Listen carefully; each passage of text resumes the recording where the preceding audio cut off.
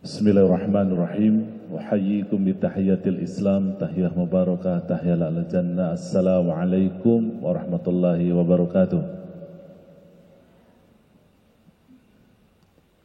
Alhamdulillah, wassalatu wassalamu ala Rasulillah wa ala alihi wa sahbihi wa man tabi'ahu bi ihsanin ila yaumil qiyamah.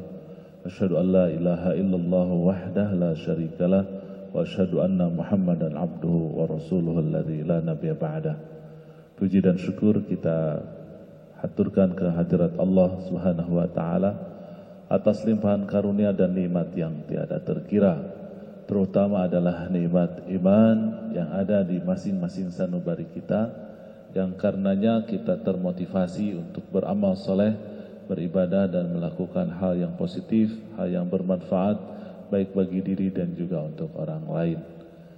Iman yang sama yang ada di masing-masing sanubari kita itulah yang kemudian pula membuat kita terkekang, terhalang dari perbuatan dosa serta maksiat. Semoga Allah Subhanahu wa taala bimbing kita, berikan hidayah kepada kita agar kita menjadi hambanya yang pandai bersyukur. Amin. Salawat dan salam semoga Allah Subhanahu wa taala curah limpahkan kepada Nabi kita semua, Nabi Muhammad sallallahu alaihi wasallam, Nabi akhir zaman yang kita cintai pribadi, keluarga dan para sahabatnya. Dialah yang kita ikuti sunnah-sunnahnya dan insyaAllah kita berjuang menegakkan risalahnya untuk generasi kita sekarang dan juga untuk generasi kita di masa yang akan datang. Semoga Allah Subhanahu wa taala berikan bimbingan, hidayah kepada kita agar kita menjadi pengikut Nabi Muhammad yang setia. Amin. Boleh saya berdiri? Boleh ya? Ini terlalu jauh saya dengan Mustami. Bisa turun? Turun boleh ya? Boleh lah. Kita tidak perlu serius terlalu formal ya, karena yang kita bicarakan ini adalah hal yang bersifat akan terjadi sehari-hari. Rumah Muslim dan rumah dakwah, Baitul Islam dan Bait dakwah. Setiap kita alhamdulillah dicipta oleh Allah Subhanahu wa taala sesuai dengan fitrah. Betul? Kullu mauludin yuladu 'alal fitrah. Setiap kita ini dicipta dengan fitrah Allah Subhanahu wa taala. Apa yang disebut dengan fitrah? Yang disebut dengan fitrah itu adanya dua hal. Yang pertama adalah qabil lil hidayah. Setiap kita mudah dan gampang untuk diberikan hidayah oleh Allah Subhanahu wa taala. Jadi sesiapapun juga kalau dengar firman Allah, hatinya tergerak. Kalau tahu siapa itu baginda Rasulullah sallallahu alaihi wasallam, pribadinya dan segala macam yang ada pada Nabi Muhammad, maka orang itu tahu dan itu bagus dan itu benar, itu ada dalam setiap perasaan orang. Tapi ternyata juga realitinya, kenyataannya banyak orang yang kafir, tidak mau berislam, tidak mau mengakui Nabi Muhammad SAW sebagai utusan Allah. Kenapa? Karena kada fitrahnya kita sebagai manusia itu ternyata ada hal yang perlu difahami, adalah kemungkinan untuk disesatkan. Jadi ada probability, ada kemungkinan untuk disesatkan. Why? Karena Allah Subhanahu wa taala selain ciptakan manusia juga ciptakan jin, dan jin ini ada problem sedikit, ada problem, yaitu salah seorang dari jin ini namanya iblis, dan iblis itu bersepakat dengan seluruh keturunannya untuk menjadi penggoda manusia, sehingga kita ini lahir di dunia ini bersama kita juga ada setan, dan setan itu syaitanur rajim, dia terkutuk. Dia senantiasa menyelewengkan, menyesatkan, membuat manusia itu tidak lagi beribadah kepada Allah. plus bahwa pada diri manusia sebagaimana diisyaratkan oleh malaikat ketika dipresentasikan oleh Allah Subhanahu wa taala Adam kepada mereka ini yusfikud dima wa yufsiduna fil ard, bahwa manusia itu dia akan melakukan kerusakan di muka bumi, akan berselisih, bertengkar, malah kemudian akhirnya bisa mengalirkan darah di antara mereka, saling bunuh. Artinya pada diri manusia ada yang disebut dengan hawa nafsu. Dan Allah juga sudah jelaskan hal ini, fa'alhamaha fujuraha wa taqwaha. Fujur itu didahulukan dari takwa. Pada setiap manusia ada potensi fujur, potensi jahat, ada potensi maksiat, potensi dosa. Walaupun memang kemudian juga ada potensi takwanya. Ya. Jadi kita punya diri, dalam diri kita ada hawa nafsu. Ada hawa nafsu, ada setan. Sehingga kemungkinan untuk tersesat itu terbuka lebar. Tapi sekali lagi bersama dengan itu, dalam fitrah kita sebagai manusia, Allah Subhanahu wa taala siapkan pada kita receiver untuk menampung dan menerima hidayah Allah Subhanahu wa taala agar kemudian kita menjadi orang yang beriman kepada Allah. Posisi inilah yang sekali lagi menyebabkan kita sebagai manusia yang sesuai dengan fitrahnya ini menjalani kehidupan di dunia ini. Huwallazi khalaqal hayata, huwallazi khalaqal mauta wal hayata liyabluwakum ayyukum ahsanu amala. Bahwa kita hidup di dunia ini berkompetisi untuk meraih siapa di antara kita yang paling baik amalnya. Nah, disinilah pentingnya kemudian kita menjalani kehidupan dengan Islam. Karena Islam adalah jawaban. Islam adalah jawaban terhadap realita yang dihadapi oleh manusia agar kefitrahannya itu menjadi maksimum, kefitrahannya itu menjadi maksimal dan kemudian memberikan manfaat. Silakan. Jadi begitu, karena dia adalah harus sekali lagi menghadapi realita kehidupan ini yang setannya ada, harusnya sulit, walaupun kita punya receiver, kemampuan untuk menerima kebenaran. Kenapa? Disinilah hakikat Allah Subhanahu wa taala ciptakan kehidupan dan kematian agar kita berlomba-lomba, agar kita berkompetisi untuk menjadi yang terbaik di sisi Allah Subhanahu wa taala amal perbuatannya. Allah Subhanahu wa taala dengan segala kasih sayangnya mengutuskanlah beberapa rasul. Kita tidak bahas semua rasul, tetapi kita tahu bahwa yang kemudian sebagai rasul akhir zaman adalah Muhammad sallallahu alaihi wasallam. Muhammad sebagai rasul akhir zaman itu memberikan teladan kepada seluruh manusia karena dia adalah diutus linnasi kaffatan, dan kemudian terkonsepkanlah sebuah ajaran yang disebut dengan ajaran Islam, dan itu menjawab seluruh problem, seluruh tantangan, seluruh permasalahan yang dihadapi oleh manusia di dalam kehidupannya.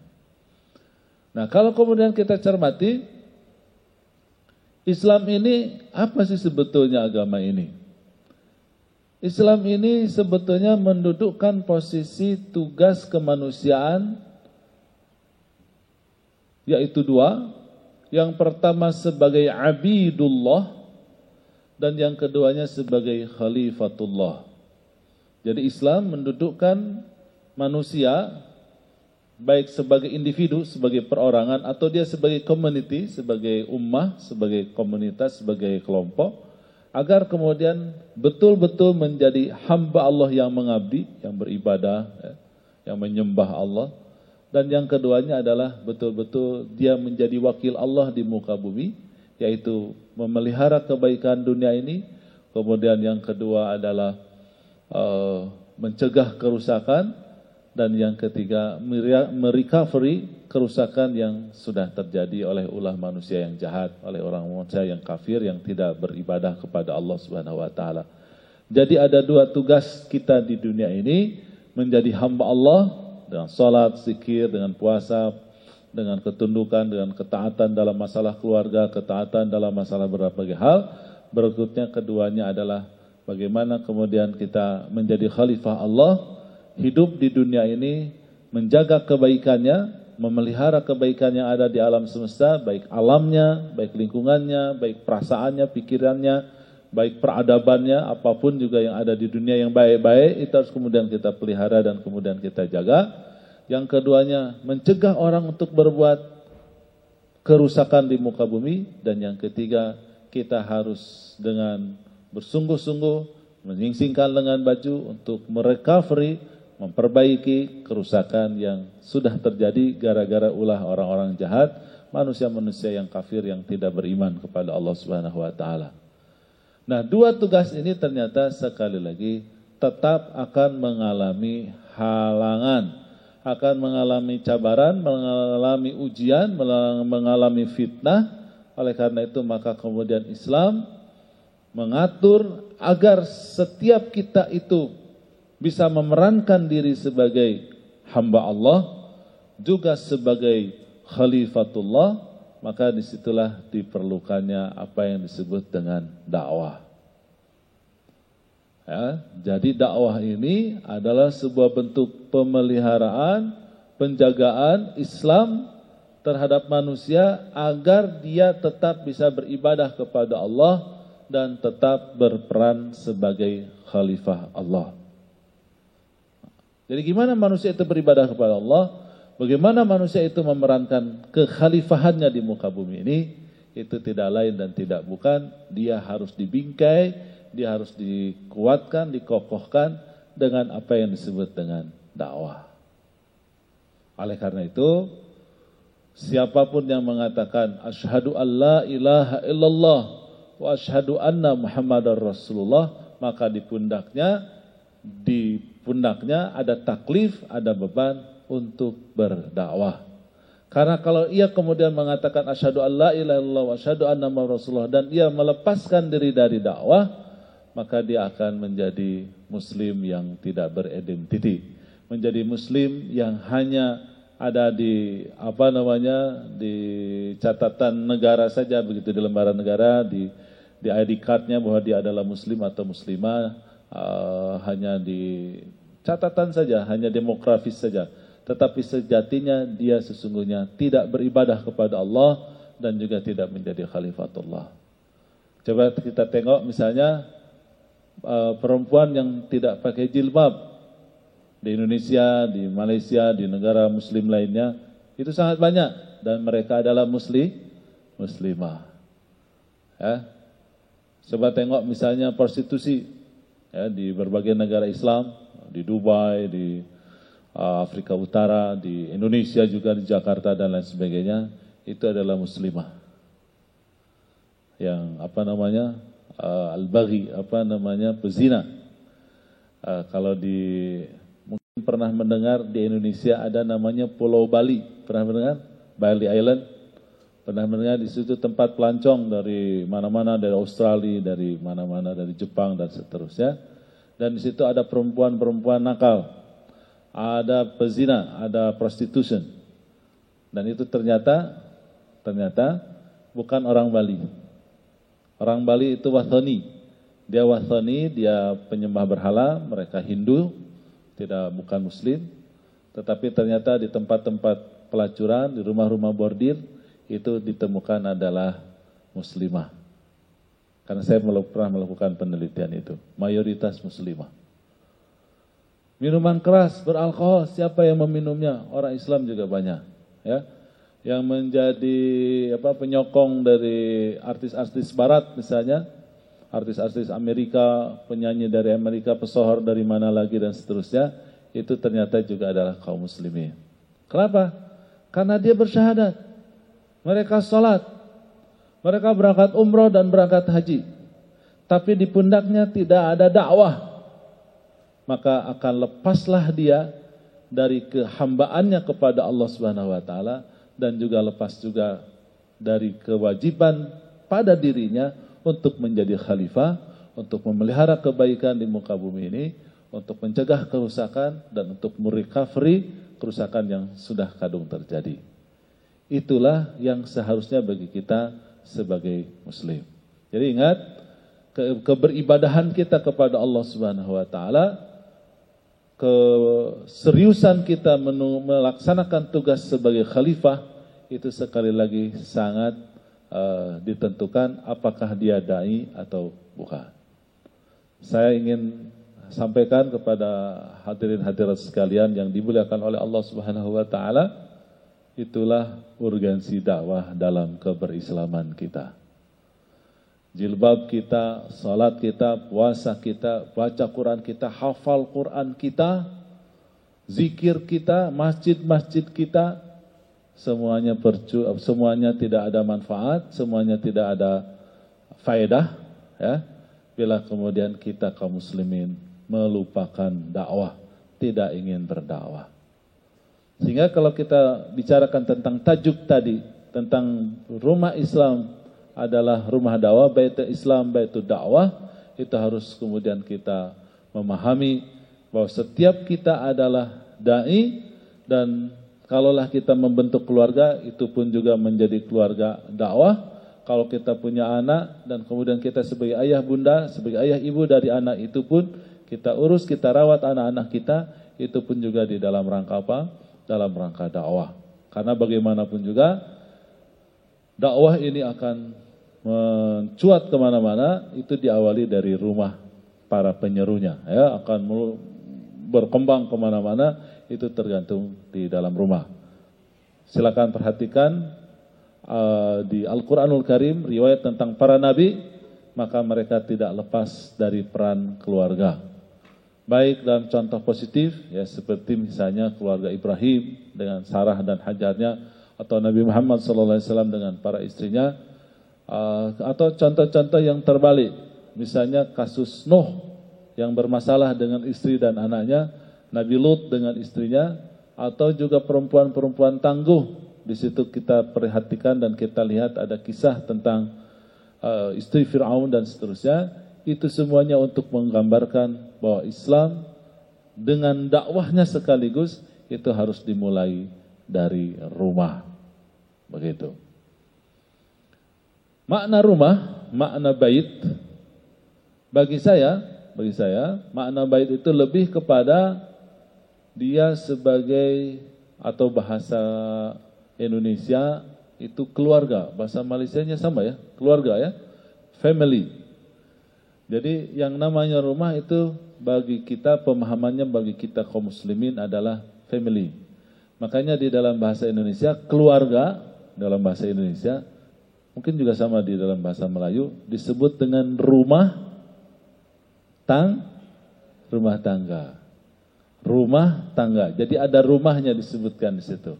Itu menunjukkan berbicara tentang rumah, berbicara tentang Baitul Muslim, Baitul Dakwah, berarti kita berbicara tentang keluarga. Berbicara tentang rumah tangga. Nah, kalau bicara tentang rumah tangga dan keluarga, maka kita akan tahu ada yang disebut dengan keluarga inti, keluarga yang pokok.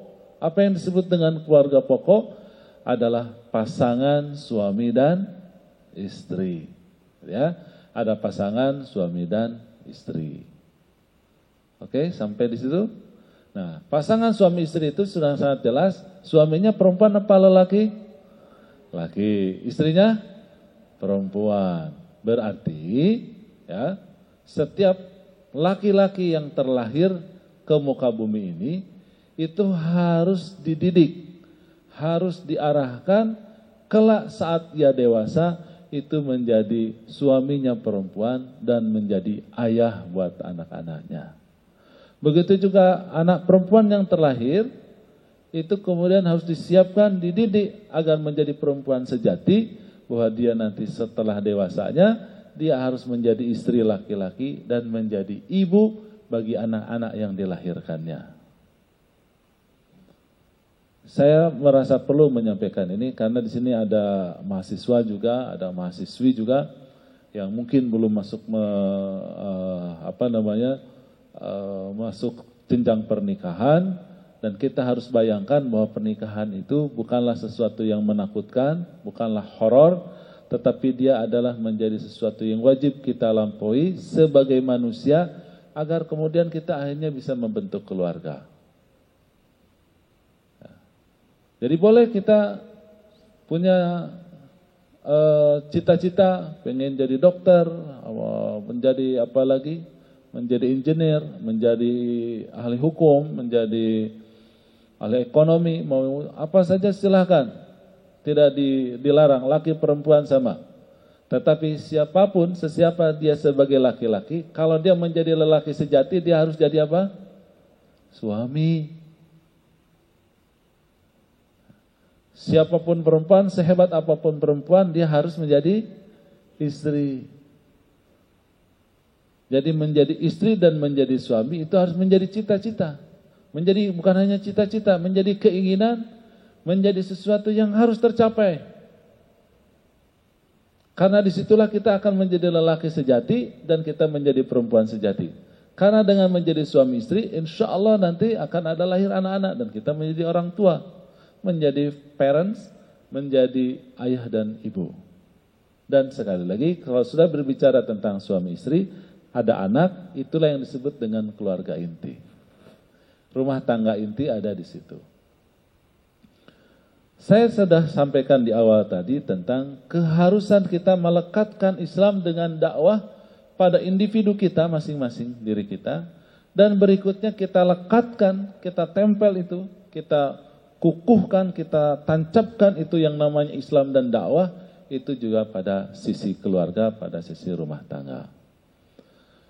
Berikutnya, hadirin dan hadirat yang dimuliakan oleh Allah Subhanahu wa taala, saya akan berbicara sedikit konsep tentang fiqhul munakahat, fikih munakahat. Tapi konsep ya, tidak detailingnya, tetapi di sisi konsepnya.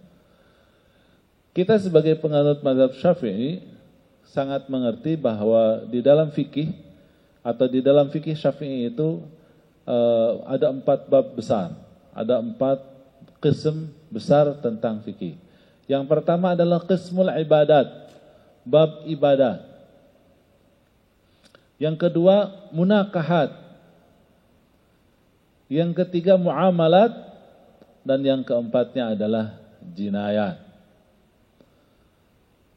Dalam bicara tentang ibadat, kita bicarakan tentang sholat dengan seluruh syarat dan rukunnya. Ada toharo, ada rukun, ada syarat, ada rukun, ada sunnah, ada yang dimakruhkan dan apa saja yang membatalkan sholat. Syarat ada toharo, ada menutup aurat, ada menghadap qiblah, dan juga harus sesuai dengan waktu. Kemudian toharo dari najis, dari hadas, bagaimana cara menghilangkannya, bagaimana hadas itu, kalau ada hadas kecil dengan berwudu, hadas besar dengan janabah, dan seterusnya, dan seterusnya. Itu semuanya adalah ilmu tentang sholat yang harus dikuasai oleh manusia, oleh seseorang yang muslim ataupun juga muslimah sejak dia sebelum usia 7 tahun. Karena ketika usia 7 tahun, kata Rasulullah SAW, perintahlah muru auladakum bis-salati hum abna'us sab'. Perintahkanlah anak-anak kalian dengan salat ketika mereka usianya berapa? 7 tahun, berarti sebelum 7 tahun mereka harus tahu sholat. Sebelum 7 tahun berarti juga mereka harus tahu puasa, tahu saum. Mereka tahu taharah, tahu apa segala macam. Ketika 7 tahun sudah diperintahkan. Terus dididik untuk beribadah kepada Allah, zikir, doa, tilawah, semuanya begitu. Sampai dengan usia 10 tahun. Kalau syariat itu kemudian mereka tidak bisa laksanakan, ibadah-ibadah ritual itu tidak bisa dilaksanakan, fadribuhum wahum abna'u asyar. Pukullah mereka di atas 10 tahun. Sehingga dari 10 tahun sampai ia kemudian balik, untuk perempuan keluar darah haid, untuk laki-laki ada ihtilam, mereka kemudian sudah terbiasa melaksanakan ibadah kepada Allah Subhanahu wa taala. Nah, ketika akil balik, ketika bermimpi basah, ketika akil balik perempuan adalah keluar darah haid, maka padanya dia sebagai manusia, baik anak laki atau juga anak perempuan, berfungsilah alat reproduksi.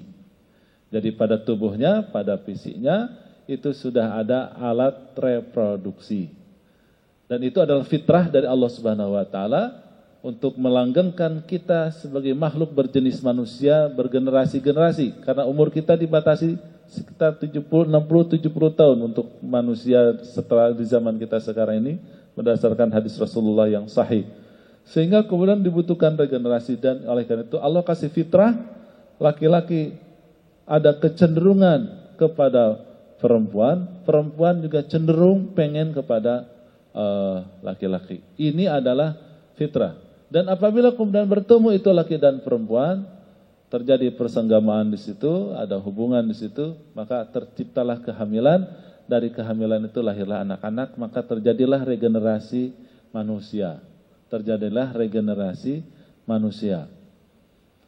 Islam mengharamkan seluruh hubungan laki perempuan, kecuali dengan satu channel, dengan satu saluran, yaitu dia harus menikah. Kira-kira begitu. Sehingga setelah kita kaum muslimin memahami ibadah, berikutnya adalah memahami munakahat. Laki perempuan harus tahu mana yang mahram, mana yang bukan mahram.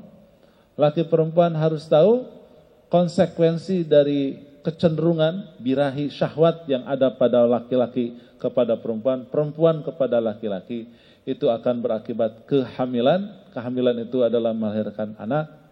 Ya, ini perlu dipahamkan sampai mengerti. Makanya fikihnya fikih munakahat. Ulama-ulama zaman dahulu itu kalau anaknya sudah 11, anak laki-lakinya sudah 10, 11, 12 tahun, tiap pagi itu lihat anaknya. Sudahkah dia bermimpi basah atau tidak? Jadi bangun-bangun subuh-subuh dilihat. Kalau dia sudah bermimpi basah di hari itu, maka sore hari sudah dicarikan istrinya. Ulama terdahulu. Dan perempuan juga selalu dicek.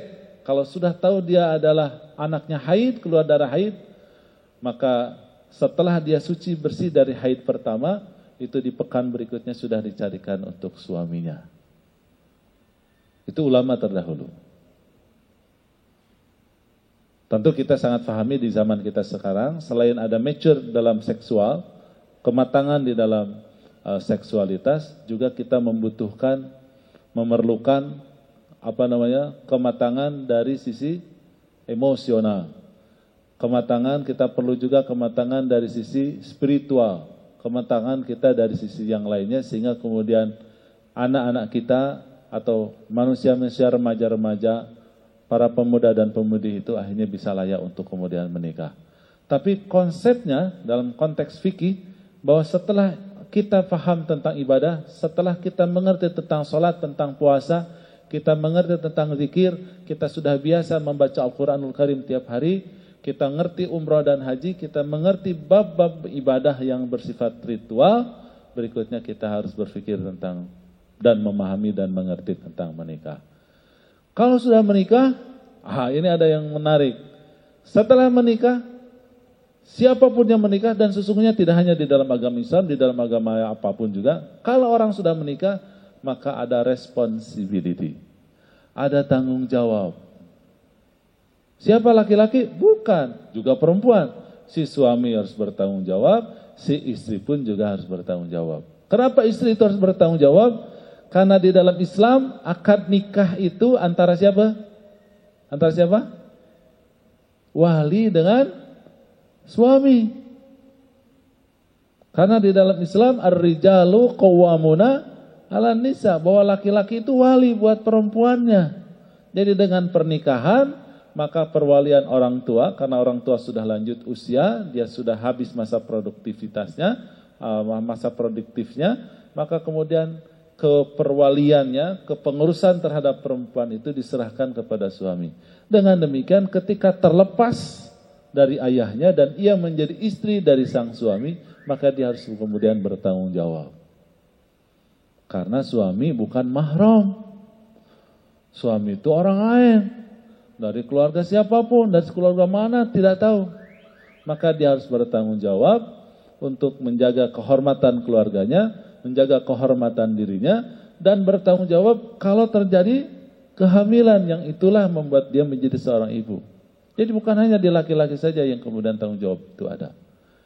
Tanggung jawab inilah membuat dia sebagai suami dan istri membentuk sebuah keluarga, satu rumah tangga. Dari tanggung jawab itulah maka kemudian butuh melanjutkan kehidupan.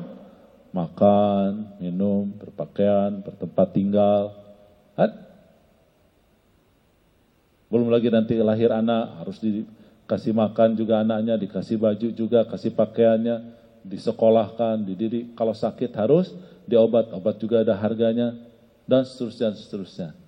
Dari situlah maka dalam mazhab Syafi'i, sebab yang ketiga setelah munakahat adalah muamalat. Mengerti tentang waris, mengerti tentang diberi, menerima, menjual, membeli, sewa, pinjam, dan segala sesuatunya, sehingga kemudian ia berinteraksi, mencari penghidupan, mencari nafkah, dan akhirnya kemudian dari situlah kehidupan itu berjalan. Dan jadilah resmi dia sebagai anggota dari sebuah masyarakat. Baru nanti bab yang keempat ada yang disebut dengan qismul jinayat. Itu berbicara tentang hukum, baik pidana dan perdata, di mana di situ boleh jadi karena pergaulan, karena muamalah, ada orang yang terzalimi, ada orang yang terkurangi haknya, ada yang tidak kebagian haknya, dan seterusnya. Bagaimana diselesaikan di antara masyarakat, maka berlakulah hukum. Maka itu hudud ataukah apa segala macam berlaku. Nah, urutan ini menarik sebetulnya dalam fikih itu. Kenapa fikih mazhab Syafi'i itu diatur seperti itu? Ada qismul ibadat, kemudian munakahat, kemudian muamalat, dan terakhirnya adalah jinayat. Dan ini tentu adalah sebuah wujud bagaimana Islam sekali lagi betul-betul menjadi solusi bagi kehidupan manusia yang fitrah, ya, yang dia harus memelihara kewajibannya untuk beribadah kepada Allah Subhanahu wa taala sekaligus menjadi khalifah. Dan ternyata ada yang disebut dengan gate penting, ada yang disebut gerbang yang paling penting, pintu yang paling penting itu adalah keluarga, dan itu adalah suami istri. Saya ingin sampaikan kepada hadirin hadirat yang dimuliakan oleh Allah Subhanahu wa taala bahwa yang namanya menikah itu adalah sebuah prestasi peradaban. Dia adalah sebuah prestasi peradaban kita. Semakin matang dan siap kita menikah sebagai muslim atau juga muslimah, semakin betul-betul kita bercita-cita menjadi suami yang terbaik untuk istrinya, menjadi ayah yang the best untuk para putranya, putra dan putrinya, menjadi istri yang terbaik untuk suaminya, atau menjadi ibu yang terbaik buat anak-anaknya. Itu harus sesuatu yang direncanakan dan diinginkan oleh kita dari sekarang. Jadi saya sekarang akan bicara tentang bab fikih munakahat, menghantarkan hadirin-hadirat semua mempersiapkan diri menjadi suami yang baik dan menjadi ayah yang baik. Siap? Hah? Lanjut atau sudah cukup? Hah? Lanjut. Ya kalau cukup sudah, nggak berani sudah. Nggak mau jadi istri mendingan jadi begini aja, santai lah. Nggak ada beban, nggak ada tanggung jawab. Bisa melancong sana, melancong sini, enak lah. Nggak terikat dan seterusnya. Tetapi sekali lagi bagaimanapun juga bahwa kita usia akan naik, akan terus berlanjut, umur akan terus berjalan, dan menjadi suami dan menjadi istri itu menjadi sebuah keniscayaan yang pasti kita alami bersama. Oke, dalam konsep munakahat dalam Islam, itu ada 3 tahap dalam pernikahan. Yang pertama adalah menentukan calon. Ya, menentukan siapa yang akan calonnya, kira-kira suami saya itu gimana, istri saya itu gimana. Saya sebutkan dulu. Yang kedua, memproses dari mulai ta'aruf, khitbah, kemudian akad nikah, dan plus dengan walimahnya. Yang ketiga, menjalani kehidupan rumah tangga sebagai suami dan istri. Kita awali dari yang pertama, yaitu apa tadi? Menentukan calon. Rasulullah sallallahu alaihi wasallam bersabda,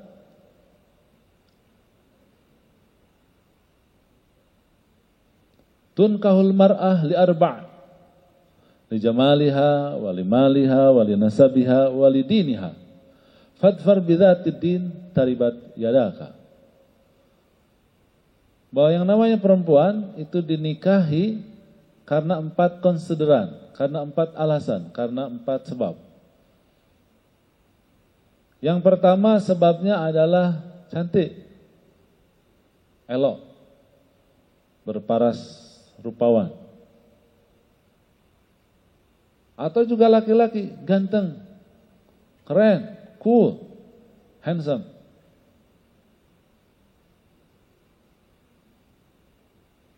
Yang kedua, limaliha, karena hartanya, status ekonomi, harta.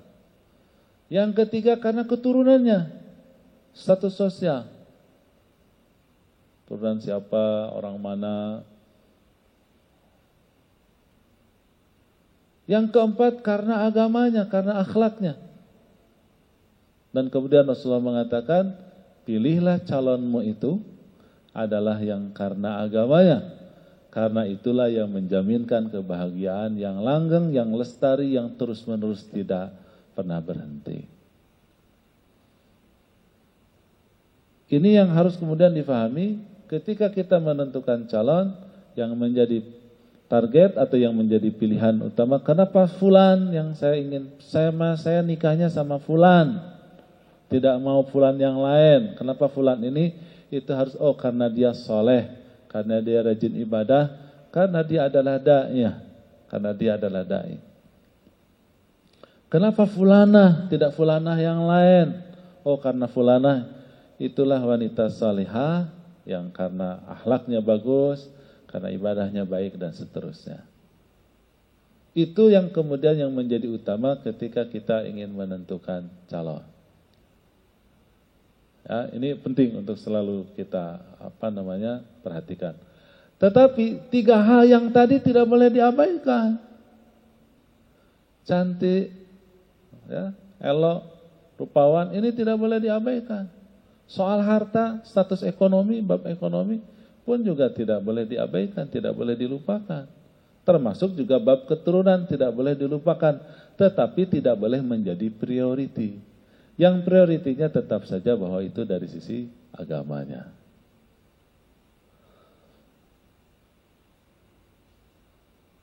Jadi Ustaz, kalau begitu boleh dong saya punya istri nanti itu cantik, banyak hartanya juga, keturunan baik-baik dan salihah. Boleh enggak?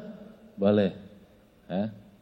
Misalnya akhwat bilang, boleh dong Ustaz saya punya suami yang cool, keren, handsome, gitu ya. Kaya, keturunan baik-baik dan saleh. Boleh dong? Boleh. Tapi ada syaratnya. Syaratnya harus kita perhatikan 3B. Ya, 3B. Pertama adalah berdoa. Yang kedua berikhtiar. Nah, yang ketiga penting, bercermin. Cermin, ngaca. Nah, bercermin. Nah, kitanya rajin kitanya jarang sholat, baca Qur'annya juga enggak khusyuk, ya. Kalau bicara bikin orang sakit hati, ya. Kalau dikasih amanat enggak pernah dikerjakan dengan bagus. Sama orang tua suka melawan, dengan orang suka sering bertengkar. Kalau pinjam barang jarang dibalikin, jarang dikembalikan. Pengen istri solehah, aduh, ngaca dulu lah. Ya. Jadi selain berdoa, selain berikhtiar, juga tidak boleh lupa bercermin. Dalam secara syariat, itulah yang kemudian disebut dengan satu kufu. Ya, sekufu, ada kufu. Ya, di dalam mazhab Syafi'i termasuk ini dibahas panjang lebar. Tapi itu sekali lagi adalah tidak prioriti, karena yang lebih prioriti adalah dari sisi keagamaannya. Konteks dakwah berarti dengan demikian calon pasangan kita itu harus dijamin satu fikrah dengan kita. Apa fikrah yang paling utama? Artinya dirinya sebagai muslim tidak bisa melepaskan dari dakwah. Karena Islam tanpa dakwah menjadi Islam tanpa identiti.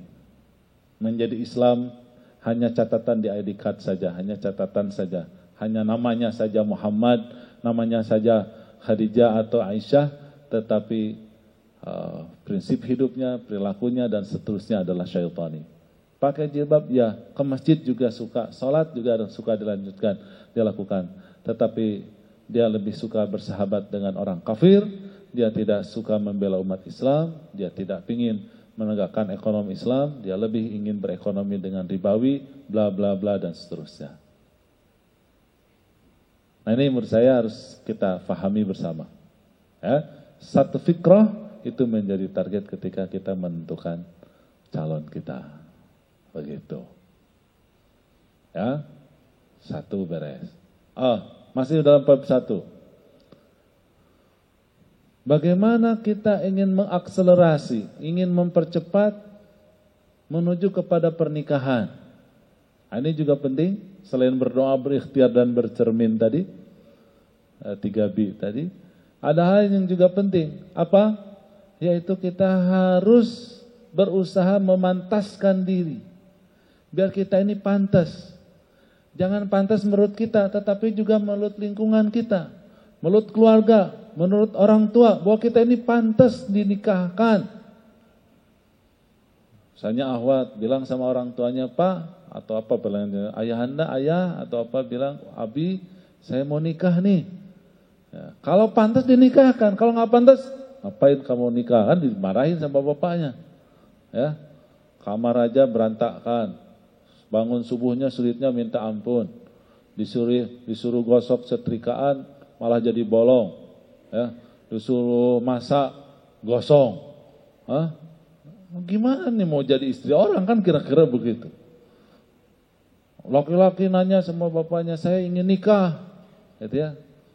Bapaknya bingung, gimana saya malu, kata bapaknya, antar kamu tuh ke rumah si fulana untuk dinikahkan sama ayahnya. Malu, apa? Kamu tidak amanah orangnya, dikasih uang untuk sebulan, baru 2 minggu sudah minta lagi. Dikasih kendaraan kereta atau apa, tidak dirawat dengan bagus, dikasih amanat nggak pernah selesai, ya, kerjaannya tidur mulu. Terus orang mau apa? Mau nikah, gimana nanti istri orang, mau diapain sama kamu? Berarti sekali lagi, marilah kita pantaskan diri kita untuk menjadi suaminya laki-laki, suaminya perempuan, dan menjadi istrinya laki-laki. Sehingga ketika kita bilang, lapor sama orang tua, saya mau menikah, oh kamu memang betul nih harus menikah. Jadi semangat itu, lingkungannya juga begitu, temannya, lingkungannya semuanya mengatakan kepantasan itu untuk dinikahkan. Nah ini menurut saya harus betul-betul dicermati. Yang kedua, itu yang pertama sudah. Yang kedua, bagaimana kita memproses pernikahan itu? Ini sebetulnya tidak terlalu panjang kita bahas. Ya, karena ini semuanya sudah aturan dan negara, kerajaan juga sama, negara muslim manapun termasuk Turki yang sangat sekuler, mereka punya aturan hukum undang-undang berkaitan dengan pernikahan sesuai dengan syariat. Jadi kita ikuti. Hanya sekali lagi bagi kita sebagai orang pergerakan, sebagai orang harokah, harus kemudian mengerti bahwa bagaimana memproses itu. Pertama adalah ta'aruf. Ya, ta'aruf ini menjadi sebuah kemestian, sebuah keniscayaan. Dia adalah perintah dari Allah Subhanahu wa taala, karena Allah ciptakan manusia itu ada laki dan perempuan, bersuku-suku dan berbangsa-bangsa. Li ta'arafu, untuk saling mengenal.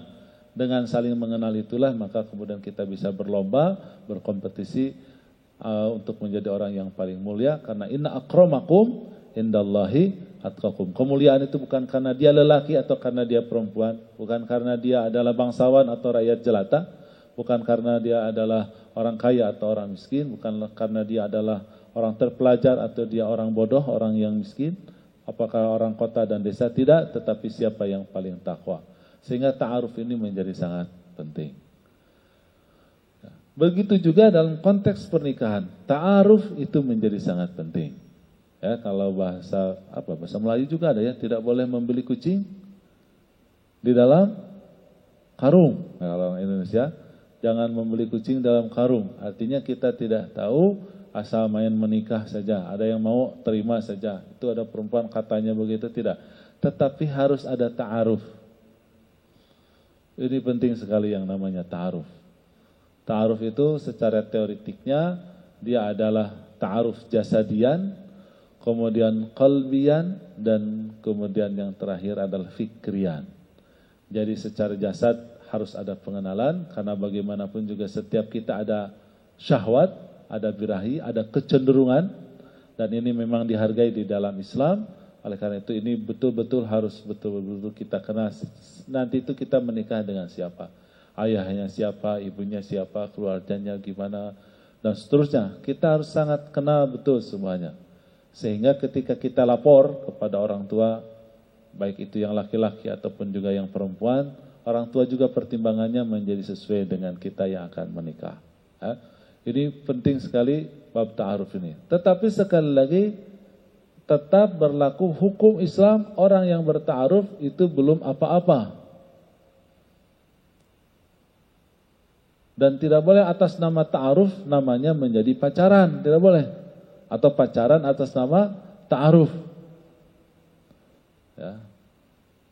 Kita punya girlfriend, punya boyfriend, begitu kira-kira. Itu tidak diperbolehkan di dalam Islam.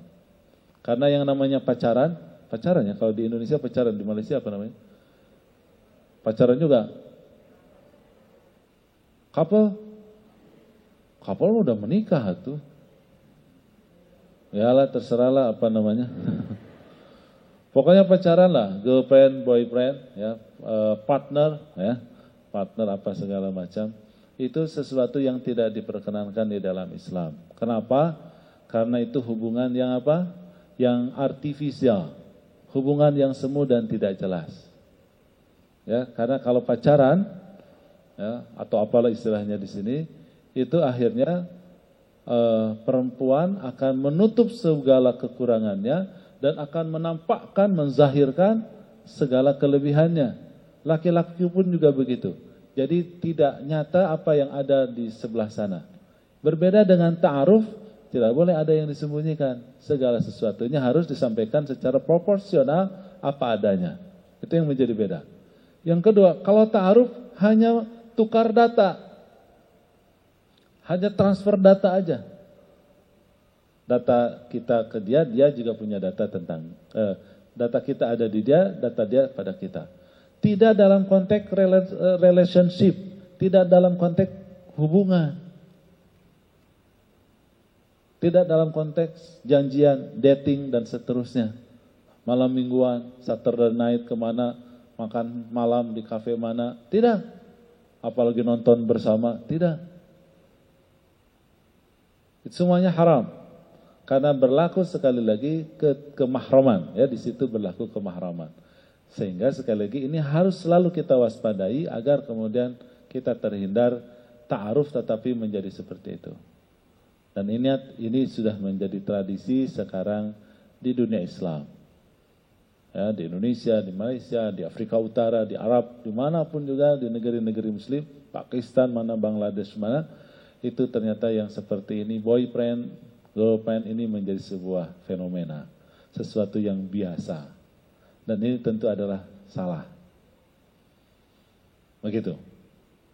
Oleh karena itu, maka yang namanya ta'aruf, kalau dari sisi fikih, itu sebetulnya sudah jatuh kepada khitbah kalau dari sisi fikih. Cuman kita punya tradisi. Nah, dalam tradisi itu yang namanya lamaran, meminang, itu sebuah tradisi yang khusus. Oleh karena itu, sebetulnya dari kacamata fikih itu sudah masuk kepada apa? Khitbah. Tetapi karena kita punya tradisi, kita ikuti tradisi itu, yang namanya khitbah itu harus formal, harus formally, harus official. Nah, oleh karena itu maka ini harus kemudian diproses. Nah, berikutnya adalah siapa yang memproses ta'aruf itu? Tentu saja adalah sebaiknya adalah orang tua kita. Jadi orang tua kita perkenalkan. Ya. Jadi yang nyari itu orang tua dulu, sudah orang tua, kayaknya ini pas nih anak saya dengan siapa. Baru kemudian bertemu dengan orang tuanya, perkenalan dan coba dikenalkan. Saling melihat si anak laki itu dengan anak perempuan dia, ada kecocokan. Setelah dari kunjungan itu pulang, ditanya kesan kamu tentang perempuan sana gimana, kalau gimana menjadi nikah, dan seterusnya ada pertanyaan. Bila semuanya sudah oke, baru secara tradisi, secara formally, itu dilakukan pinangan. Kita meminang, kita mengkhitbahnya. Wah, orang tua saya tidak paham agama sebagaimana saya. Beda cara pahamnya dengan orang tua.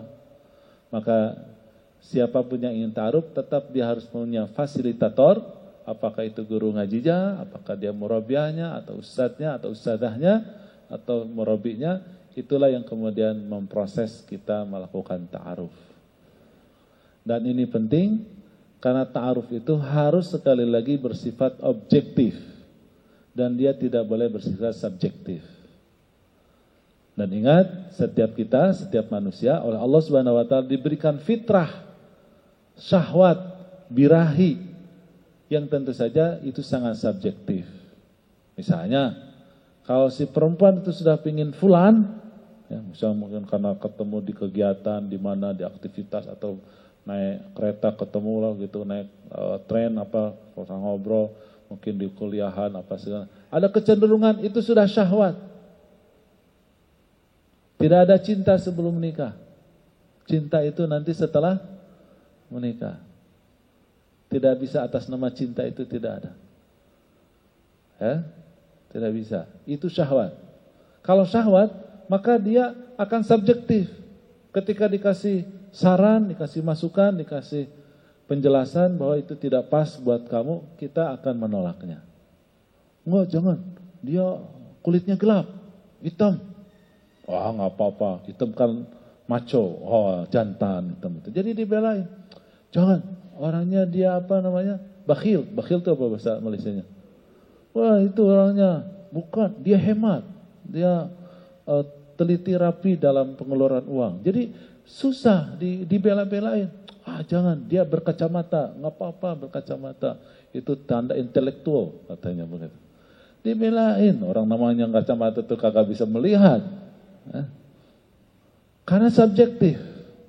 Oleh karena itu butuh objektivitas. Objektiviti ini sangat dibutuhkan. Bagaimana? Itulah yang menjadi tanggung jawab orang tua. Kalau orang tuanya berbeda fikrahnya, berbeda keinginannya, tidak sebagaimana kita yang sudah tersibgoh dengan Islam, maka tentu saya katakan ini harus menggunakan fasilitator yang lainnya, yaitu mungkin gurunya, murabinya, murabiahnya, siapanya yang kemudian dipercaya, yang kemudian mempertemukan. Biar nanti objektivitas. Tentu unsur subjektivitinya tetap ada, tetapi itu setelah kemudian dijelaskan bersama. Ini sebetulnya nanti ada kewajiban, nanti terakhir kita akan bahas kewajiban orang tua melakukan sex education kepada para putra-putrinya. Itu nanti belakangan. Tapi intinya bahwa sekali lagi bab ta'aruf ini ya, dia adalah sebuah, sebetulnya dari sisi fikih ya, kembali lagi dari sisi fikih, itu adalah khitbah. Karena dalam fikih, kalau kita bilang kepada seorang perempuan, hey I love you, ya, remaja bilang I love you, itu sudah khitbah menurut fikih. Atau dengan kata kiasan, sindiran, dengan sindiran, ta'rid. Kayaknya jika aku menikah, kok pantaslah jadi istriku. Nah, itu sudah khitbah itu. Dalam sisi fikih. Tapi sekali lagi karena kita Melayu Timur gitu ya, Muslim yang kental dengan tradisi, kita harus lampaui tradisi itu. Sehingga ta'aruf itu menjadi transisi, menjadi tahapan sebelum kemudian resmi sebagai khitbahnya. Begitu. Ya. Berikutnya khitbah. Ya, khitbah tradisilah, saya juga tidak tahu di sini, pokoknya ada acara keluarga laki-laki datang ke keluarga perempuan, melakukan pinangan dan seterusnya. Itu bukan pula nikah. Status hukumnya cuma satu saja. Yaitu ketika perempuan itu dipinang, ketika perempuan itu dikhitbah, maka dia tidak boleh menerima pinangan lelaki lain. Titik. Selebihnya sama dengan sebelumnya. Ada pertanyaan, Ustaz, boleh enggak misalnya si laki-laki itu kasih hadiah? Boleh. Kan namanya juga sudah khitbah. Boleh. Untuk menunjukkan bahwa dia setia. Boleh kasih hadiah. Terus, boleh enggak telepon? Boleh, ya, untuk nanyain alamat. nanya apa lagi ya, boleh. Tapi kalau kemudian teleponnya I love you, cinta, apa segala macam, itu tidak diperbolehkan. Ya. SMS boleh, ya, namanya juga khitbah. Tapi asal tidak boleh berlebihan. Secara prinsip, secara hukum, yang berlaku secara hukum, itu perempuan tidak boleh mengkhitbah, siapa? Atau tidak boleh menerima khitbah atau pinangan dari lelaki lain. Selanjutnya adalah akad nikah. Itu sudah kaitannya fikih. Saya rasa ini sudah sangat tradisi dan saya katakan negara sudah berperan di situ. Kerajaan juga memberikan aturan yang sangat jelas tentang hal itu. Maka kemudian kita harus penuhi seluruh syarat dan rukunnya, yaitu ada mempelai perempuan, ada mempelai laki-laki, ada walinya karena menikah wajib dengan wali, kemudian ada minimal 2 orang saksi dan terjadi ijab qabul. Ya, ketika sang wali, kunikahkan dan kukahwinkan kamu dengan anakku, dibayar dengan mas kawin apa? Tunai apa cicil? Oh, tunai. Terima saya nikahnya dengan putra bapak dengan mahar yang disebutkan tadi. Jadilah dia menjadi suami istri. Lepaslah perwalian seorang ayah kepada anak perempuannya dan beralih menjadi istri dan kemudian kewajiban nafkah itu terbebani oleh atau dibebankan kepada suami. Ini saya tidak akan panjang bicara, fikihnya sudah sangat jelas, semuanya sudah sangat lengkap. Yang terakhir, nah ini yang lebih penting, yang nomor 3, bagaimana menjalani kehidupan rumah tangga sebagai suami dan istri. Sampai jam berapa ini kita nih? 30 menit lagi ya? Atau 10 menit lagi? Perlu difahami oleh kita semuanya bahwa berkeluarga, berumah tangga, menjadi suami dan istri itu adalah ibadah. Ibadah itu secara teorinya, secara konsepnya hanya akan diterima oleh Allah Subhanahu wa taala bila terpenuhi 2 syarat. Apa yang 2 itu? Yang pertama ikhlas. Apa yang pertama? Ikhlas. Yang kedua sesuai dengan sunnah Rasul. Apa yang disebut dengan ikhlas? Ikhlas itu saya lebih suka menyebutnya sebagai proses, bukan label, bukan klaim. Oh, saya udah ikhlas kok. Atau label. Wah, kan saya muslim, berarti kalau begitu pasti ikhlas dong. Enggak.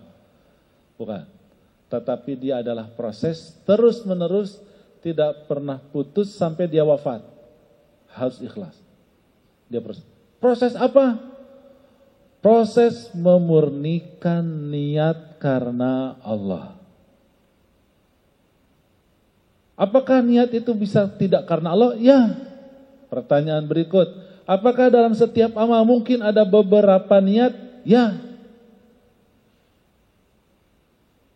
Nah, dari sekian niat yang ada pada sebuah amal, maka kita harus memproses bagaimana niat kepada Allah itu yang paling priority, yang paling atas, yang paling penting. Itulah yang disebut dengan ikhlas.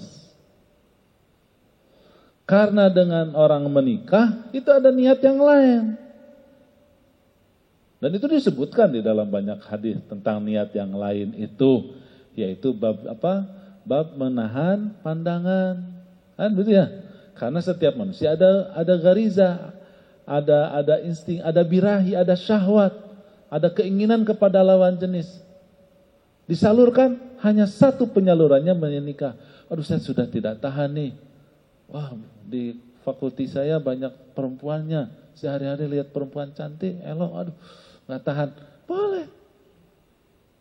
Daripada dia berbuat na'udzubillah bermaksiat, berzina, na'udzubillah, lebih baik dengan menikah. Itu motif, itu niat.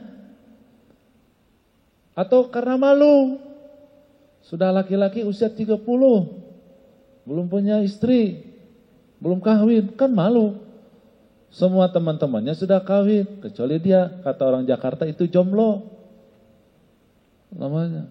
Kalau laki-laki jombloan, kalau perempuan jomblowati. Malu. Cantik, pintar, sudah selesai kuliah, sudah punya kerja, tapi tak punya suami, malu. Bisa jadi. Berarti dia menikah karena status sosial. Masa cantik tidak punya suami? Kan heran. Kalau wajahnya buruk rupa, nggak punya suami, wajar lah begitu ya. Ini sudah cantik, pintar, punya kerja, tak bersuami, malu. Sehingga ia ingin nikah. Jadi motif tuh banyak. Belum lagi motif dipaksa sama orang tua. Motif juga itu. Saya nurut berbakti sama orang tua, sebetulnya tidak mau menikah, tapi malu, udah. Macam-macam. Makanya harus ikhlas. Apa ikhlas? Memproses diri agar motif semuanya adalah karena Allah Subhanahu wa taala. Karena ini apa tadi? Ibadah. Ibadah itu apa? Taqarrub kepada Allah.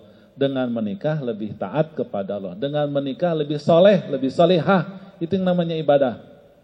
Bukan karena menikah jadi jarang sholat malamnya. Karena menikah jadi jarang baca Qur'annya. Karena menikah malah berbuat maksiat dan berbuat dosa. Jangan. Karena dia adalah ibadah. Nah pertanyaannya, bagaimana kita itu ikhlas dalam menikah? Bagaimana kita ikhlas dalam menikah? Ikhlas dalam menikah itu adalah ketika kita meminta kepada Allah agar pasangannya begini dan begitu. Apa? Minta sama siapa? Minta apa sama Allah? Pasangannya jadi apa begini dan begitu?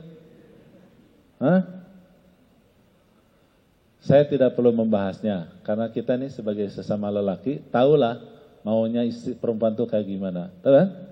Rajin ibadahnya kan begitu, selalu ramah, santun dalam bicara, cinta sama kita, melayani dengan baik. Kalau kita salah dimaafkan kan begitu. Nah itu maunya kita kan? Ya. Kalau duit kita kurang, nggak apa-apa, kan gitu. Nah, pokoknya baguslah, sabar orangnya. Ya. Maunya begitu kan? Nah, jangan minta kepada istri, tapi minta ke siapa? Itulah ikhlas. Ya. Tahu begini begitu? Coba perempuan maunya suaminya seperti apa? Maunya perempuan maunya apa? Kalau perempuan tuh maunya laki-laki tuh suaminya gimana? Samalah dengan saya juga ya. Setiaan itu ya. Tidak kawin lagi kan? Kan maunya namanya juga mau kan? Duitnya lancar kan begitu. Sayang sama kita, tidak pernah bersikap kasar, kagak pernah marah. Kita salah juga memaafkan. Bicaranya sopan, baik mencintai anak-anak kita, baik dengan orang tua kita. Mau begitu? Suaminya minta ke siapa? Pada Allah. Itulah ikhlas. Ini harus difaham benar. Saya sebagai konsultan rumah tangga, banyak setiap sepekan 3-4 pasang datang ke saya. Ada yang bertengkar, ingin bercerai, ingin pisah, apa segala macam. Setelah saya bicara, dialog, ngobrol, diskusi dan seterusnya, prinsipnya mayoriti ketika mereka itu terlalu berharap kepada pasangannya. Pasangannya tidak sebagaimana yang diinginkan. Dan dia memang memintanya langsung kepada pasangannya. Istri saya harus begini-begini. Saya minta dia begitu, dia tidak mau. Kata suami, kata istrinya, enggak dia juga, saya juga enggak mau kayak begitu. Saya maunya begini, saya minta sama dia juga enggak mau. Bertengkar. Berselisih. Ketika Allah yang dilibatkan, maka Allah muqallibul qulub, terserah Allah lah. Kalau ternyata setelah kita minta kepada Allah, pasangan kita tidak sebagaimana yang diharapkan, apa yang terjadi? Bersabar dan terus berdoa dan berikhtiar menjadi orang yang pantas bersuamikan yang baik. Ini paling penting. Ikhlas ini adalah paling penting. Maka dari awal saya katakan dia adalah proses. Perhatikan firman Allah Subhanahu wa taala apa? Di surat Ar-Rum ayat 21. Wa min ayatihi an khalaqakum min anfusikum azwajan litaskunu ilaiha. Bahwa ternyata pernikahan itu memasangkan takdir Allah Subhanahu wa taala, memasangkan antara laki dan perempuan agar bersakinah. Kalau kata orang ahli bahasa Arab, itu adalah menggunakan fi'il mudhari', bukan fi'il madhi dan juga bukan masdar, bukan isim. Tetapi dia fi'ilnya adalah fi'il mudhari'. Fi'il mudhari' itu memiliki makna apa? Memiliki makna sekarang, esok, dan berkelanjutan, terus menerus. Berarti sakinah itu juga bukan labeling, tetapi dia adalah proses. Proses apa dalam sakinah itu? Ikhlas. Yaitu bagaimana kita memurnikan motif-motif yang ada pada diri kita karena kita menikah, dan itu tidak dilarang beragam motif, tetapi bagaimana motif karena Allah itu menjadi dominan. Makanya harapkanlah segala keinginan kita tentang pasangan kepada Allah Subhanahu wa taala, bukan kepada yang bersangkutan. Kalau kita minta kepada yang bersangkutan, bersiaplah kecewa. Bersiaplah kita kecewa, tidak sebagaimana yang kita inginkan. Tapi kalau mintanya kepada Allah, insya Allah pernikahan itu menjadi langgeng. Nah, ini menurut saya harus difahami oleh kita bersama. Yang kedua, saya katakan syarat ibadah itu diterima, termasuk nikah sebagai ibadah itu diterima, adalah sesuai dengan sunnah. Bagaimana pernikahan yang sesuai dengan sunnah itu? Adalah ketika suami melaksanakan kewajibannya dengan benar, dan istri pun melaksanakan kewajibannya dengan benar. Apa kewajiban seorang istri, seorang suami itu? Kewajibannya suami dulu apa istri dulu? Saya terangkan suami dulu apa istri dulu? Suami dulu ya? Oke. Suami itu kewajibannya ada 3. Yang pertama, memberi nafkah. You know nafkah apa? Salary. Salary. Yang disebut nafkah? Ini calon istri yang belum menikah, apa yang disebut nafkah?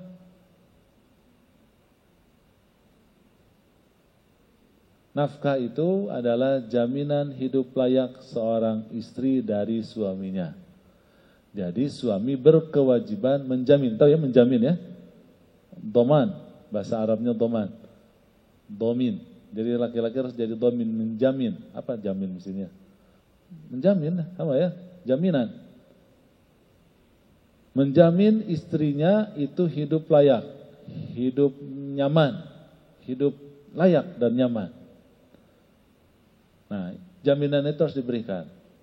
Dari mulai nutrisi, makanan, pakaian, tempat tinggal, hiburan, rumah, istirahat, rekreasi, ya, setahun sekali umroh, 5 tahun sekali haji misalnya.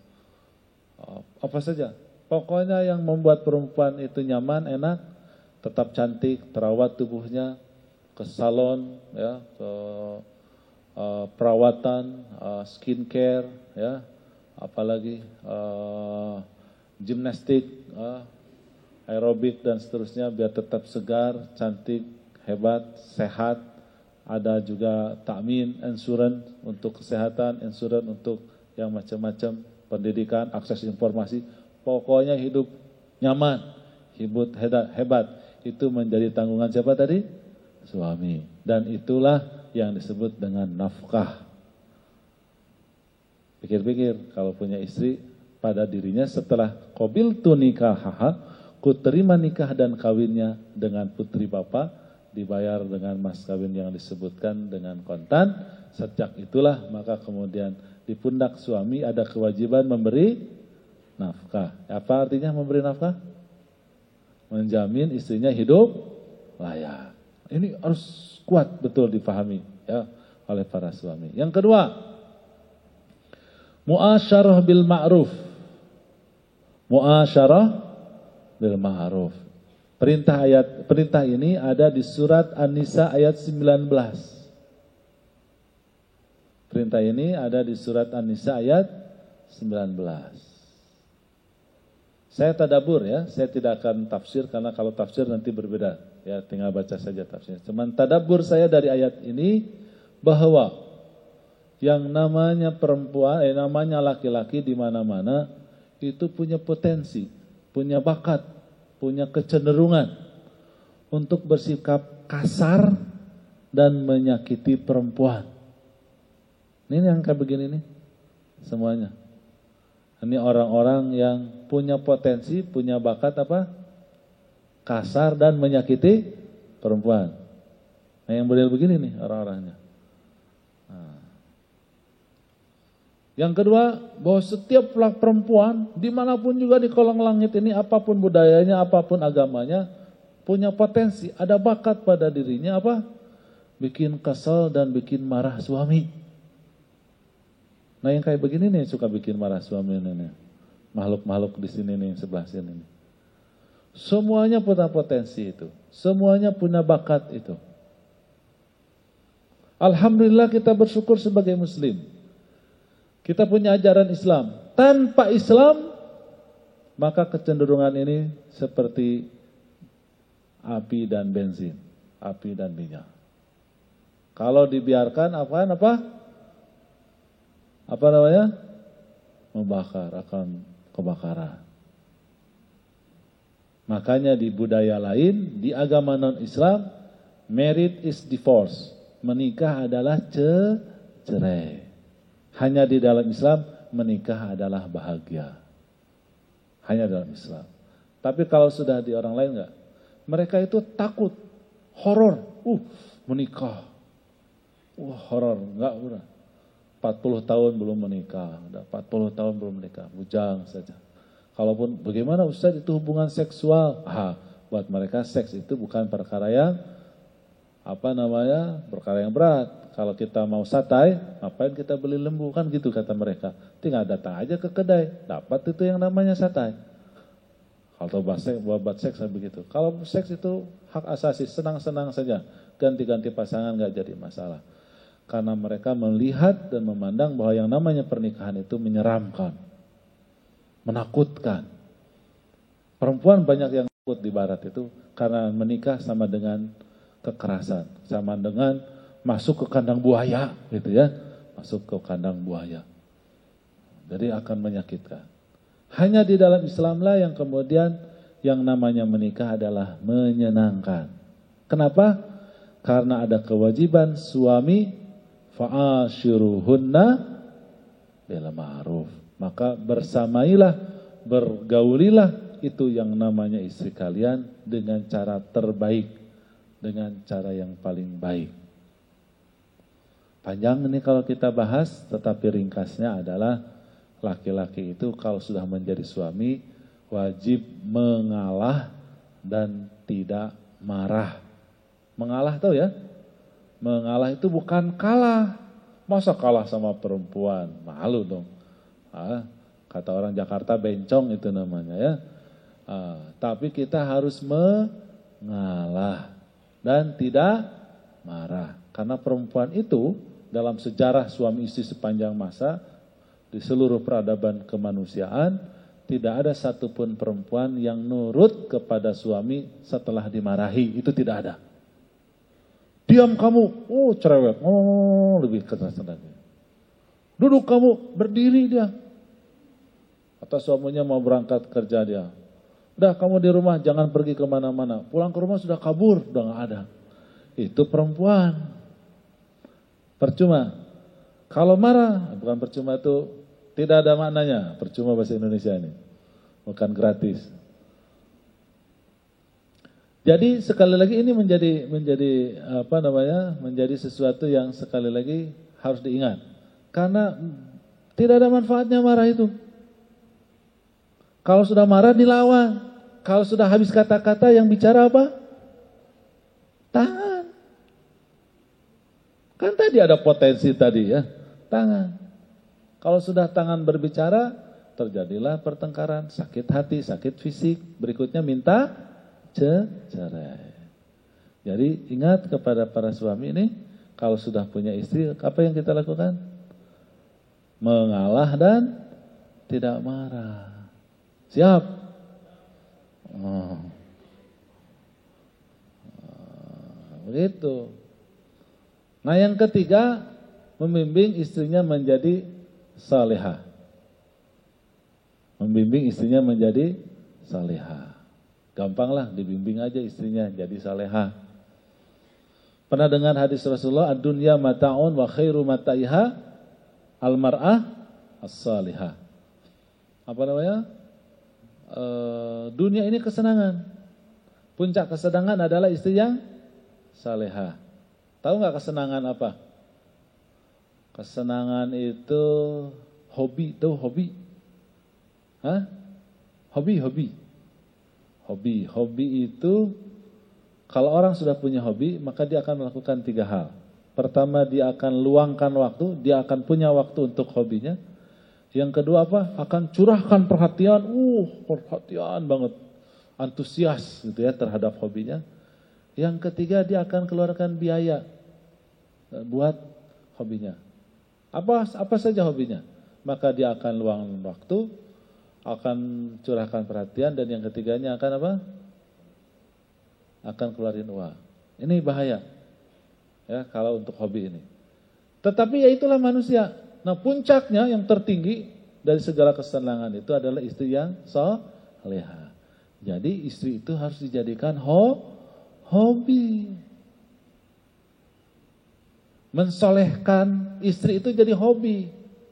Makanya harus meluangkan waktu, harus mencurahkan perhatian, dan harus siapkan uang untuk dana agar istri kita menjadi salihah. Sudah habis waktunya, teman, kewajiban perempuannya belum dibahas. Sedikit ya, boleh? Ini mah bagus sekali ini pembawa acaranya. Kewajiban istri itu cuma 2. Tapi anehnya banyak perempuan cari kewajiban lain. Itu problem perempuan kita. Dia lupakan kewajibannya, cari kewajiban lain. Dia sibuk masak, dia sibuk beres-beres rumah, dia sibuk, pokoknya yang bukan kewajibannya dikerjakan. Itu perempuan sekarang. Sementara kewajibannya ditinggalkan. Apa kewajibannya? 2. Yaitu yang pertama taat kepada suami, patuh, taat, nurut sama suami. Yang kedua membahagiakan suami. Ya, itu saja. Jangan cari kewajiban yang lain. Soal masak bisa ke restoran, bisa ke rumah makan. Soal bersih-bersih bisa sewa orang untuk bersih-bersih cleaning service. Oh, mau apa? Itu bukan kerjaan kita. Ya, nyuci apa segala macam ke laundry sudah ada, laundry. Itu bukan kita. Kita mau apa tugasnya, kewajibannya? Taat dan patuh dan membahagiakan suami. Sini kok itu yang jawab sini. Yaitu taat dan membahagiakan suami. Ya, jadi kalau yang pertama nih, apa yang pertama tadi? Taat. Nah, kita ini bersikap begini nih, tangannya simpan sini. Nah, kalau taat itu begini caranya. Terus kata suaminya, aduh lapar, mau makan, masak dong, baru masak, bergerak tangannya. Selesai masak, oke. Kata suaminya, ini baju saya kotor nih gimana? Gampang, cuci. Selesai nyuci, setrika, lagi. Itu saja kerjaannya. Itu yang pertama. Tapi kalau yang kedua beda. Tidak boleh begini kalau yang kedua. Namanya juga membahagiakan suami. Dia berbuat apapun agar suaminya tetap berbahagia. Selalu berdandan, selalu tampil cantik, selalu bicara sopan, selalu menyiapkan makanan, sebelum berangkat bekerja disiapkan segala sesuatunya, sebelum suami datang ke rumah segala sesuatunya disiapkan, sehingga suami itu senang terus bersama kita. Mau punya istri begitu? Mau ya. Itu sajalah sederhana menjadi istri ya. Jadi itu harus dipahami juga, kewajiban suami adalah haknya perempuan, kewajiban perempuan adalah haknya suami.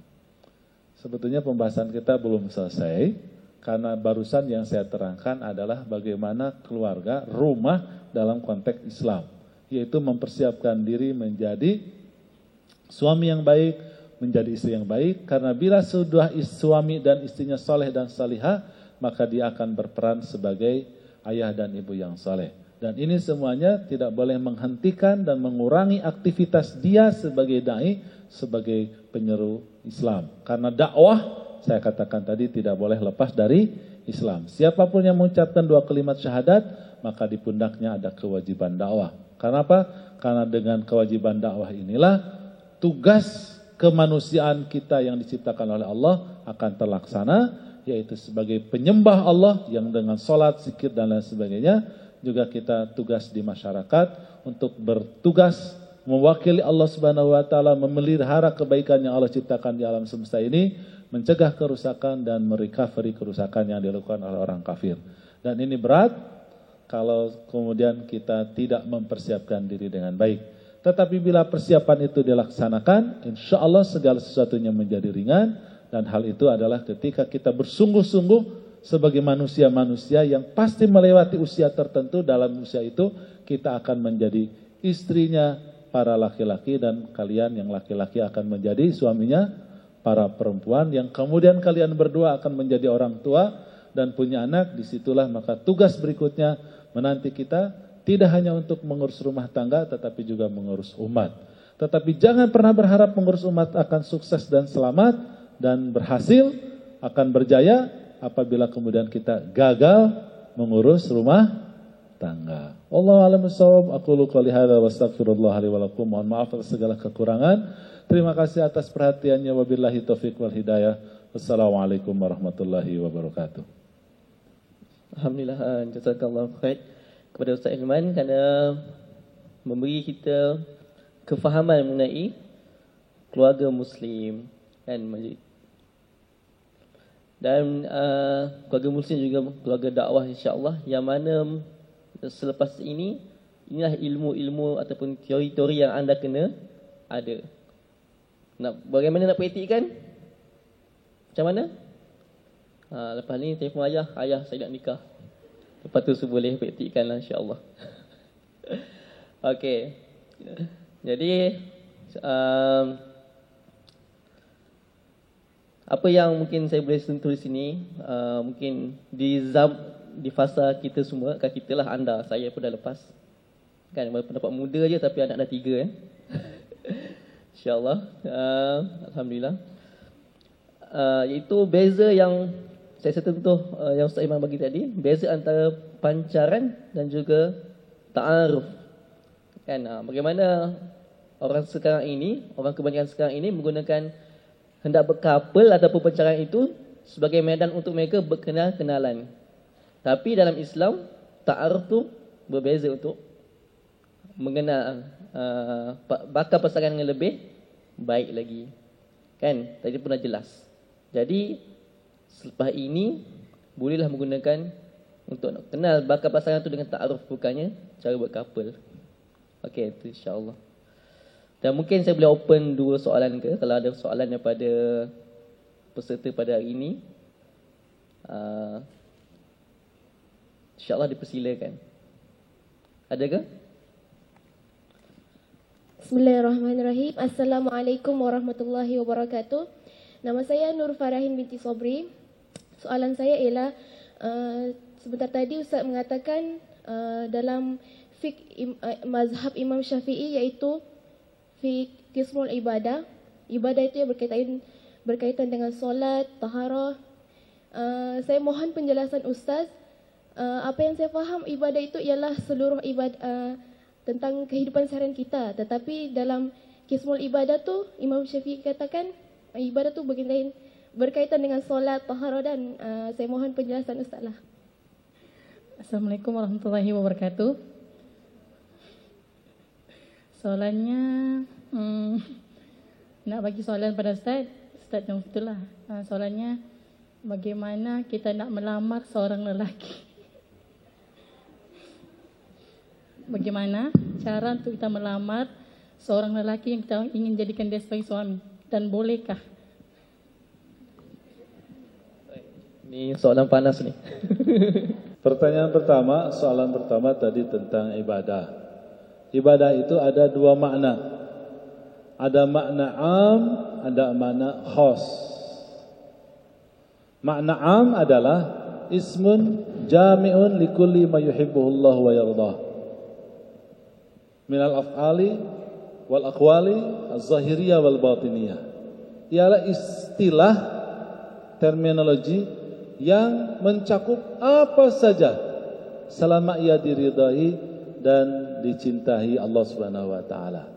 Baik itu ucapan, perbuatan yang dalam batin atau yang ditampakkan, yang dilakukan sendirian tanpa dilihat orang lain, atau yang kita kerjakan, kita amalkan bersama orang lain.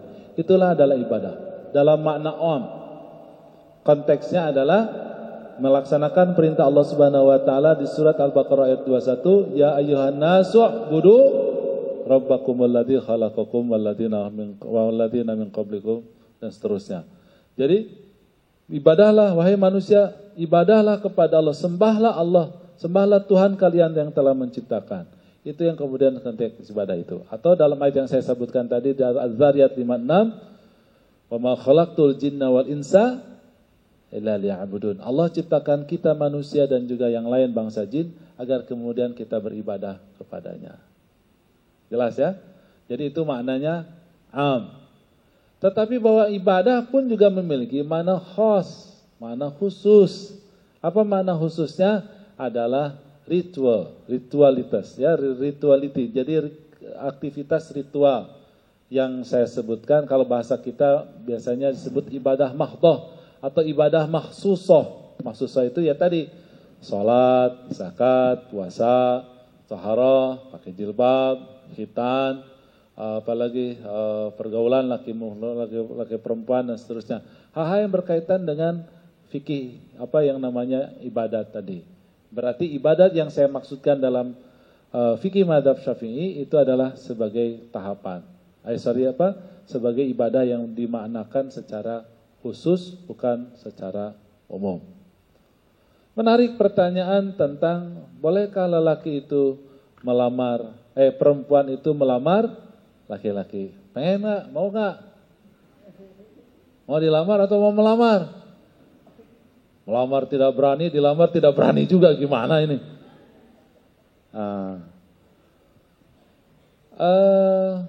Mungkin pernah tahu kisah Musa. Pernah tahu kisah Musa? Ketika ia memukul orang sampai mati, kemudian dia dikejar oleh tentara Fir'aun, mempertanggungjawabkan pemukulannya terhadap orang Mesir. Akhirnya kabur. Tahu kan? Terus ketemu siapa? Di Madian dia ketemu dua perempuan yang sedang di pojok saja menunggu orang-orang yang sedang mengambil air. Nanti kalau sudah selesai laki-laki yang ngambil air, baru itu dua perempuan itu ngambil air. Kalau ada airnya alhamdulillah, kalau tidak ada air gigit jari. Akhirnya kemudian dibantulah oleh Musa. Selesai dibantu, si dua perempuan itu pulang ke mana? Ke rumahnya. Terus apa yang terjadi di rumahnya? Terjadi di rumahnya itu dua perempuan bercerita dengan berapi-api. Wah, dengan semangat. Wah, dengan luar biasa. Bercerita ada lelaki yang hebat itu laki-laki. Keren, cool banget itu laki-laki itu. Diceritakan ini itu. Dan ayahnya Syuaib mengerti apa yang diinginkan anaknya itu. Karena anaknya itu ketika itu ngomong, udah dah kita mah perempuan, bapak kan sudah tua, kita butuh orang untuk bantu kita, gimana itu. Tapi maksudnya sudah mengerti. Akhirnya diundanglah orang itu, Musa itu. Dan diundanglah oleh si perempuan tadi, bagaimana? Dia disebutkan dalam hadis itu, di dalam ayatnya, tamshi ala stihya. Dia berjalan dengan penuh rasa malu. Apa yang dikatakannya? Wahai pemuda, bahwa ayahku memanggilmu datang ke rumah. Karena kan orang tuanya sudah sakit. Datanglah dia ke rumah. Apa yang kemudian terjadi berikutnya? Apa yang terjadi berikutnya? Yang terjadi berikutnya, Musa dinikahkan dengan anak Nabi Syuaib. Oke? Atas dasar itu maka bisa perempuan melamar laki-laki. Bagaimana caranya? jangan datang langsung ke laki-lakinya. Tapi seperti anaknya Nabi Syuaib bercerita sama ayahnya dengan penuh antusias, dengan penuh semangat, berargumentasi. Pak, apa panggilannya orang sini? Pak, Abi ya? Bi, Pak, Abah. Nih saya nih, aduh itu ada laki-laki begini. Kayaknya jadi menantu ayah aja. Wah gini cerita. Ayo dong ya ke sana datang. Mungkin dia belum mau nikah dengan siapa-siapa. Boleh begitu caranya. Ya. Atau kalau perlu deketin ibunya. Ya, deketin kakak perempuannya kan begitu ya. Dan seterusnya. Kalau udah oke, fix, baru lapor sama ayah kita kepada wali kita, baru kemudian nanti diproses berikutnya. Caranya begitu. Ya, tidak boleh langsung. Karena perempuan harus diingat sisi subjektivitinya lebih besar daripada sisi objektifnya. Dan ini berbahaya kalau perempuan dibebaskan untuk begitu saja. Tetapi dia harus segala sesuatunya berkonsultasi dengan walinya, karena nanti yang melakukan ijab kabul untuk resminya sebuah pernikahan itu adalah dilakukan oleh siapa? Oleh walinya, bukan oleh dirinya. Karena kata Aisyah radhiyallahu anha, la nikaha illa biwaliyin, la nikaha illa biwaliyin, la nikaha illa biwaliyin. 3 kali. Tidak sah nikah kecuali harus dengan wali. Itu 3 kali disampaikan oleh Aisyah radhiyallahu anhu adalah Rasulullah SAW kepada Aisyah radhiyallahu anhu. Jadi dengan demikian sekali lagi boleh si perempuan itu melamar laki-laki, tetapi dengan cara sebagaimana yang diceritakan di dalam Al-Quran oleh putrinya siapa? Nabi Syuaib melamar siapa? Musa alaihissalam. Ya, digelari Hafizun Amin. Coba baca lagi itu ya ceritanya. Saya mah terbayang itu kalau dibayangkan, divisualisasi begitu, divisualkan oleh kita bagaimana itu kejadian, betapa menggebu-gebunya itu anaknya. Siapa? Anaknya Syuaib menginginkan Musa sebagai suaminya. Tapi nggak bilang langsung ke Musa, bilangnya ke siapa? Kepada ayahnya. Gitu ya. Dalam konteks yang lain, namanya orang tua perempuan itu betul-betul harus dekat dengan anak perempuannya. Dan dia harus dari sejak awal merancang agar kemudian ia bisa menikahkan. Tentu dengan konsultasi, berbicara dengan dari hati ke hati dengan anak perempuannya, sehingga kemudian ada kesesuaian, ada kesamaan pandangan, kira-kira nanti calon suaminya itu kayak seperti apa. Orang tuanya mencari, anaknya berdoa, mencari juga, kalau sudah ketemu lapor sama bapaknya, tuh di sono ada tuh gitu ya. Nah, itu saya rasa menjadi tindakan yang lebih baik. Wallahu a'lam bishawab.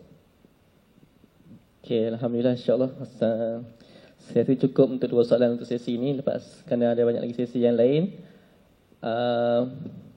Maknanya lepas ni yang siswi bukannya defensif boleh offensif. Bukannya boleh buang pergi bahasa, pergi mencari timba. InsyaAllah itu bukan kejanggalan, benda tu boleh diharuskan insyaAllah.